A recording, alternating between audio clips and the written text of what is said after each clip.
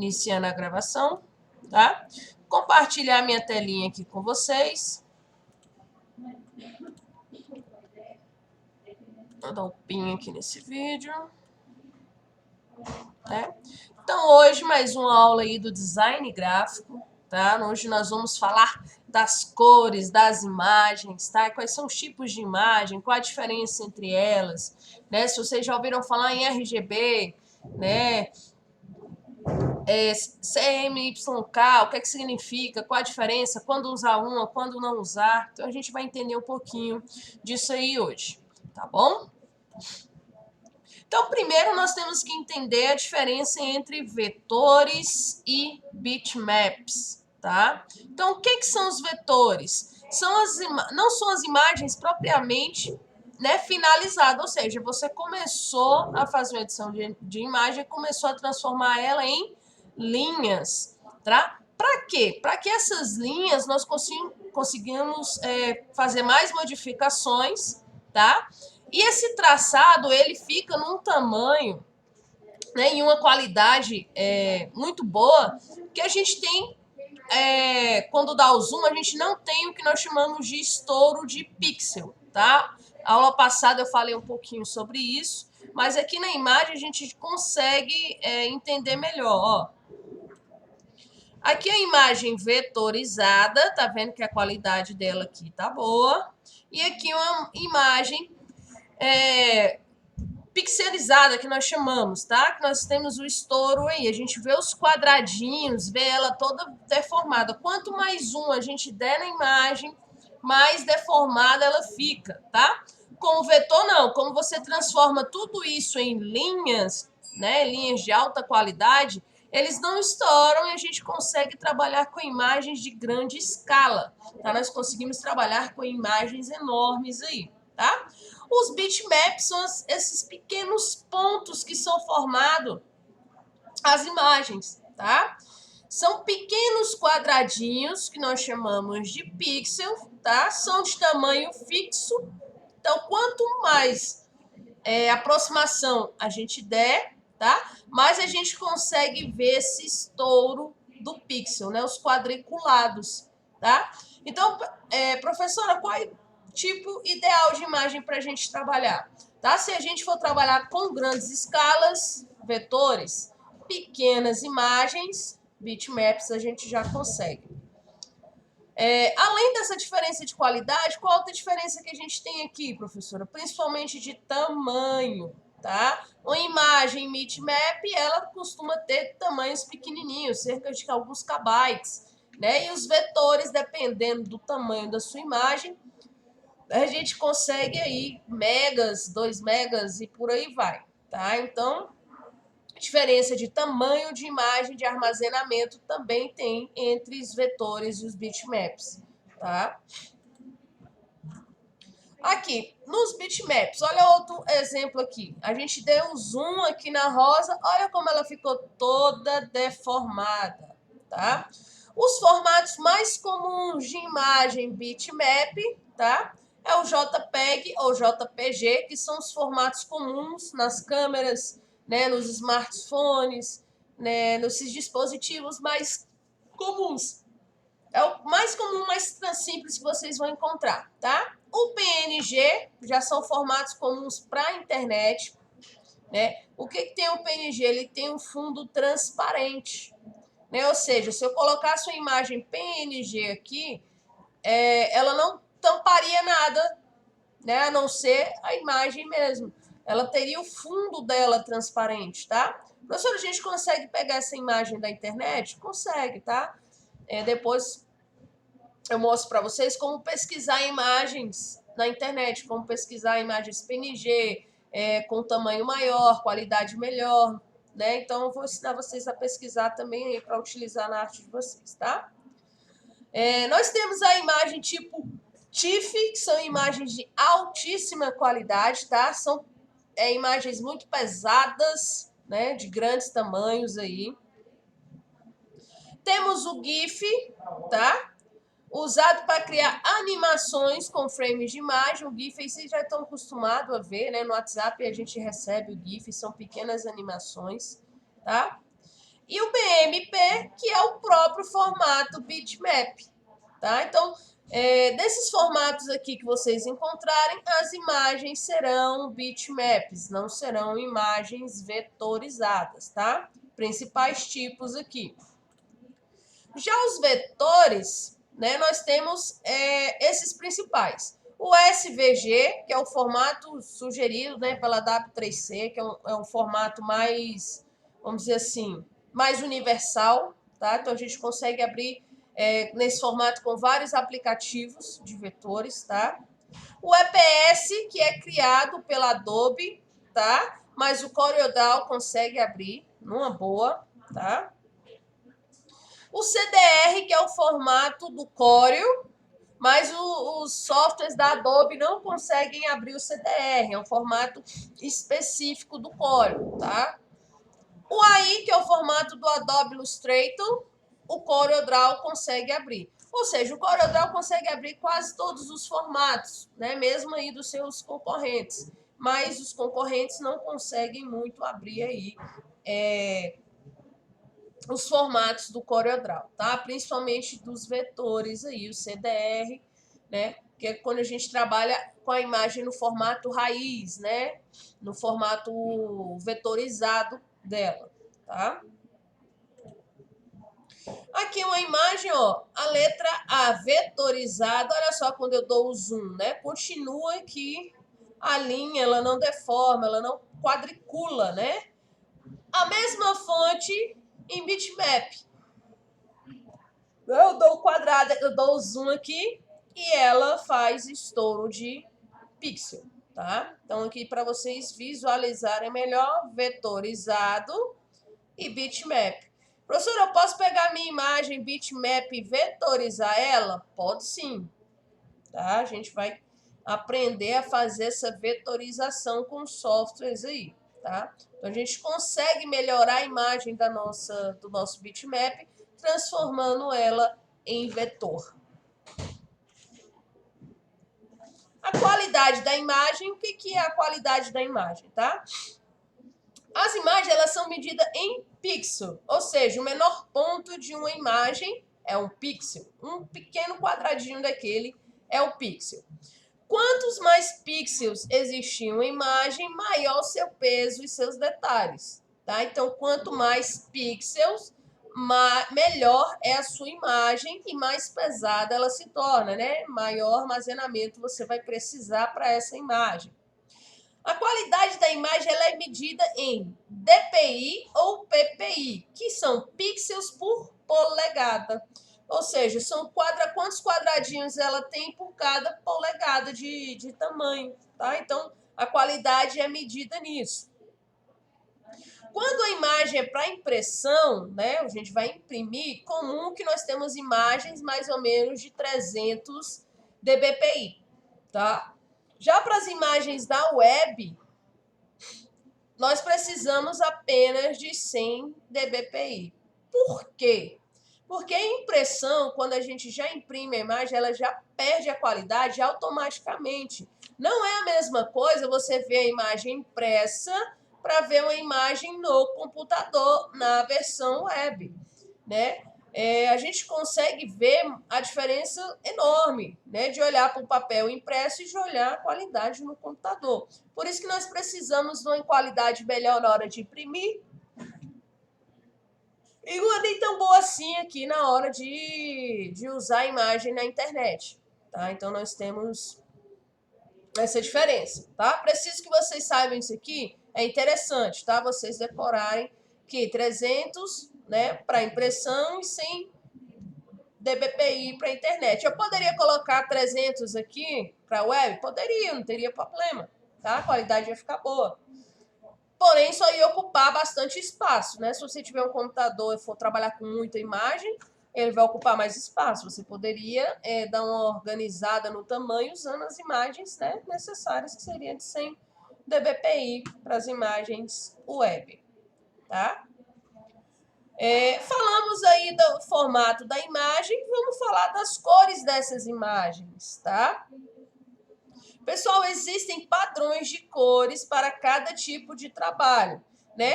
Ou para impressão, ou para a web. Nós vimos que existem diferença na qualidade para se usar em cada uma, e aqui nós vamos ver para as cores, tá? Vocês vão ver, né, vão ouvir muito falar nas duas opções, padrão CMYK e padrão RGB. O que influencia isso aqui? Quando vocês forem, a gente começar a utilizar mesmo assim os softwares, né, de edição, lá no início a gente vai poder escolher isso daqui, né? Vamos poder escolher se a gente quer trabalhar com as cores CMYK ou com o padrão RGB.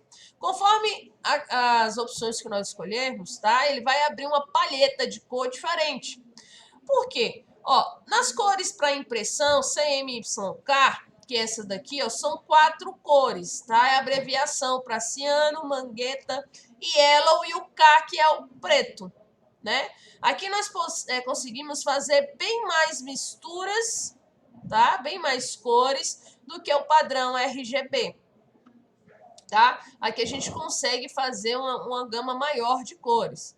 No RGB já são as abreviações de red, green e blue, tá? Então aqui a gente consegue fazer menos opções, mas por incrível que pareça, tá? O padrão para a internet aí é o RGB. Padrão para impressão é o CMYK. Quem tem aquelas impressoras Blue Ink, né?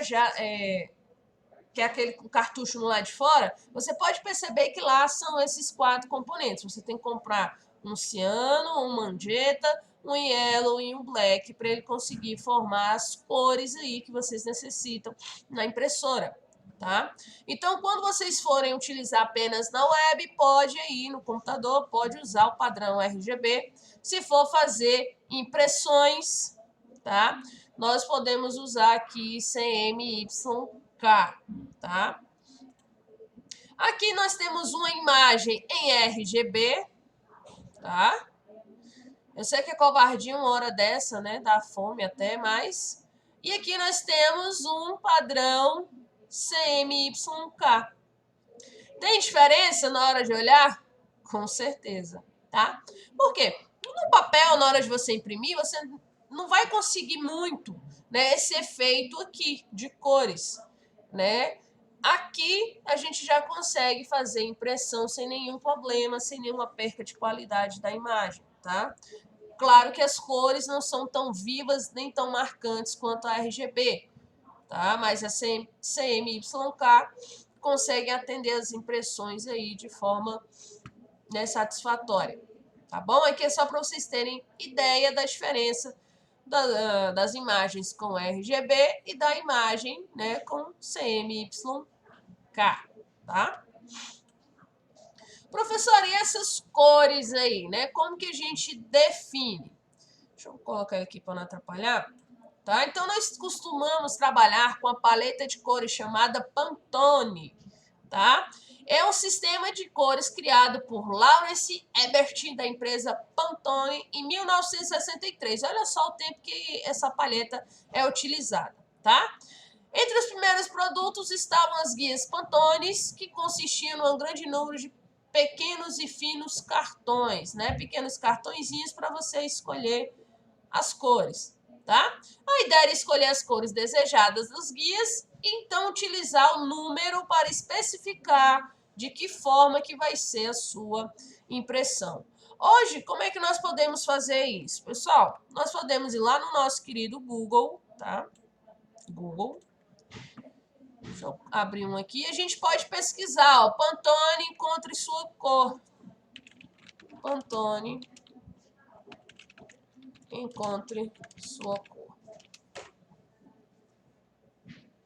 Tá? Você entrando aqui, encontre sua cor, ele vai abrir o site da Pantone, né? E já aqui embaixo nós já encontramos o botãozinho, encontre sua cor. Professora, por que que eu tenho que pesquisar a cor para saber que cor é? Porque você imagina, né? Você foi lá, mexeu, mudou a cor e você não sabe para que cor específica que você colocou e você tem que fazer outras artes com a mesma cor. Você tem que ficar testando de uma por uma, mexendo lá nas configurações para localizar que tipo de cor foi? Não. A partir do momento que você usou a cor aqui, que você identificou qual cor é, né? Vamos pegar uma cor aqui. Vou pegar aqui o Pantone, esse aqui, ó. Na hora que você clicar aqui, tá? Ela vai abrir uma nova guia e já vai me dar todas as informações dessa cor. Professora, mas está em inglês. Não tem problema. O que nos interessa é isso daqui, ó. Na tabela Pantone, ela é a 247C, tá? Inclusive, isso aqui é um exercício de vocês, tá? Então, prestem bem atenção. A cor, né? Identificação RGB dela é qual? 187, 22, 163. Tá? Ou seja, aqui é o red 187 com o green 22 com o blue 163 que vai formar aqui, tá? O hexadecimal dela, tá? Que é usado bastante aí na hora do HTML, porque a gente tem que colocar o código, né? Em programação, né? Que a gente usa também o código da cor. O hexadecimal dela representa isso daqui, ó, BB16A3. E o código CMYK é 30 de ciano, 94 de magenta, 0 e 0, yellow e preto, né? 0 e 0. Então, aqui em qualquer software que eu for utilizar e quiser usar essa cor, eu posso vir e colocar esses dados aqui para utilizar essa cor em específico. Tá? Então, eu consigo fazer essa cor exata em qualquer um dos meus aplicativos, né, usando os códigos. Lá no exercício, daqui a pouco eu abro lá e mostro para vocês, ele vai pedir para você citar aí 5 cores, fazer 5 cores e dar os códigos dela, né, RGB, hexadecimal e CMYK, tá? Então, esse aqui é uma das formas para você fazer. Existem outras formas? Sim, você pode procurar em outros, ó. Em outros sites. Tem o Celk aqui também, ó. Ele dá o nome da cor, o código hexadecimal e o código RGB, por exemplo. Tá? Então, aqui nós temos vários sites que você consegue. Mas o da Pantone, perdão, é o que tem a maior gama de cores, né? Ele é mais completo, tá bom? Então, na hora que vocês forem fazer o exercício, procurem lá no site da Pantone, tá? E o nosso último temazinho aqui, tá? Antes da gente ir lá nos exercícios, é sobre a importância aí das cores na imagem de vocês, tá? Cada cor, pessoal, ela tem um significado. Cada uma você vai colocar na sua arte conforme o que você quer passar, tá? Por exemplo, o azul, né? O azul representa harmonia, simpatia, tá? Apesar de ser um pouco frio e distante. Você vê as cores azuis, você tem um pouquinho de frieza nela, tá? Já o vermelho são as cores das paixões, do amor e do ódio, tá? A cor da felicidade, cor do perigo. Por que vocês veem as placas de atenção, as placas de alerta, né, de perigo? A grande maioria é vermelha, proibido, né? Tudo são vermelhas aí. Placa de pare é vermelha, proibido fumar, né? Porque são cores que chamam a atenção, tá?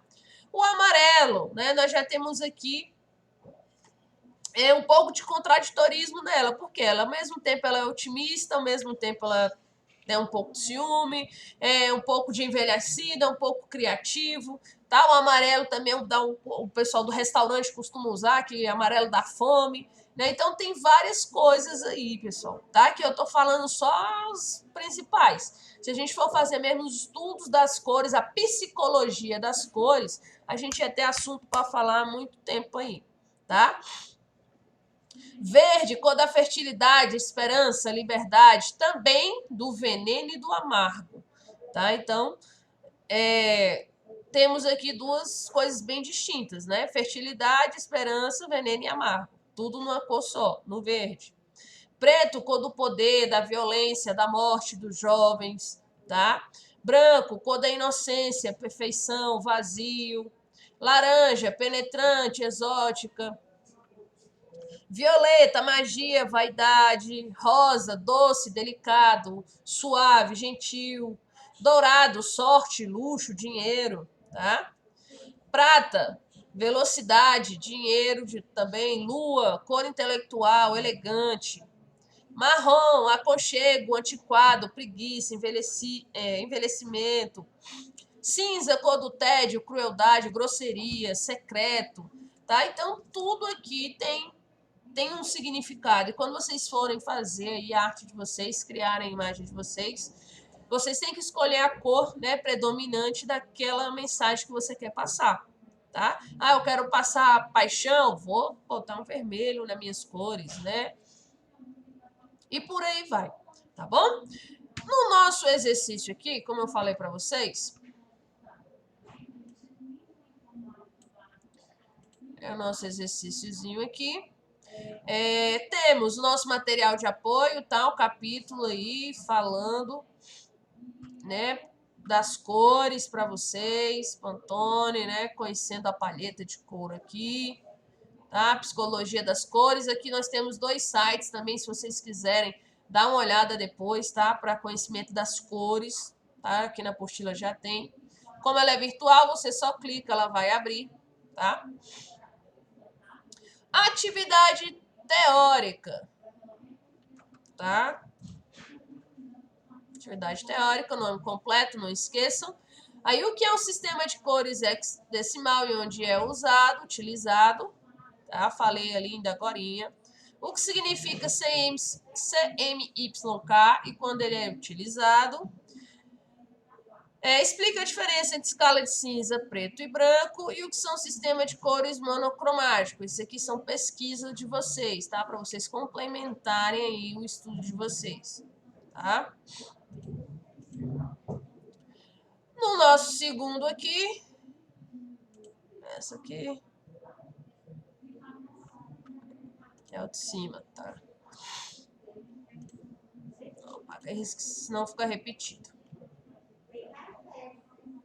Pronto, esse aqui, tá? Tome como exemplo a imagem abaixo, tá? Em anexo, e faça uma tabela com 5 cores, citando o nome da cor, seu código RGB, o hexadecimal e CMYK. Professora, como que eu posso fazer isso? Você pode criar lá o seu documento, tá? Aqui no Google Documentos, ó, você pode criar um documento novo, bonitinho. Inserir aí uma tabela, ó. Tabela, são 5 cores, né? Então vamos botar aqui 5, com o nome da cor, o hexadecimal, o RGB e o CMYK, ó. Façam aqui bonitinho.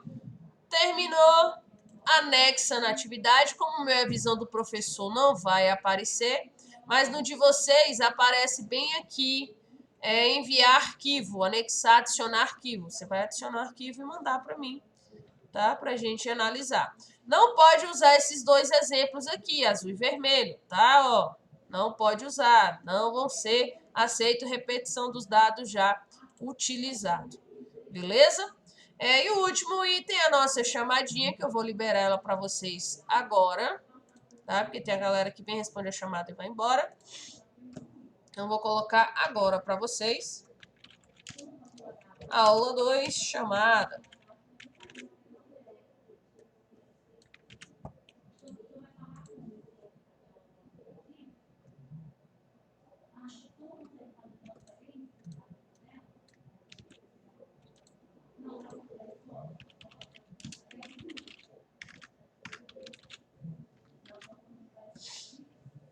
Nome completo. Prontinho, tá? Já tá liberada aí para vocês.